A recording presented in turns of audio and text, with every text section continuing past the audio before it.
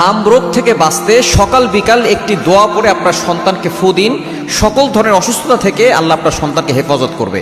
বর্তমানে সারা বাংলাদেশে 100+ শিশু এই হাম রোগে আক্রান্ত হয়ে দুনিয়া থেকে বিদায় নিয়েছে।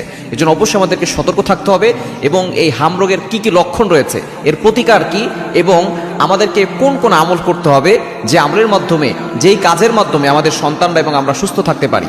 1 নম্বর আমরা জানবো যে হাম রোগের কি কি লক্ষণ রয়েছে।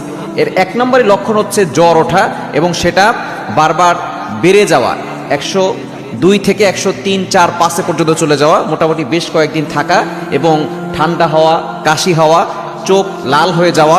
শুধু তাই নয়, লাল লাল যে রেশগুলো আছে সেগুলো শরীরের ভিতরে ওঠা, যে লাল লাল দানাগুলো শরীরে ওঠে, এগুলো যদি ওঠে অবশ্যই সতর্কতা অবলম্বন করতে হবে, দ্রুত চিকিৎসা নেওয়ার ব্যবস্থা করবেন।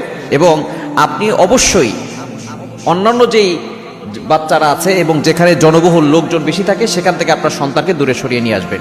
তবে এখান থেকে বাঁচার জন্য আপনি সকাল বিকাল আপনার সন্তানকে একটা দোয়া পড়ে ফু দিলে আল্লাহ তাআলা আপনার সন্তানকে সকল ধরনের অনিষ্ট থেকে হেফাজত করবেন। দোয়াটি হচ্ছে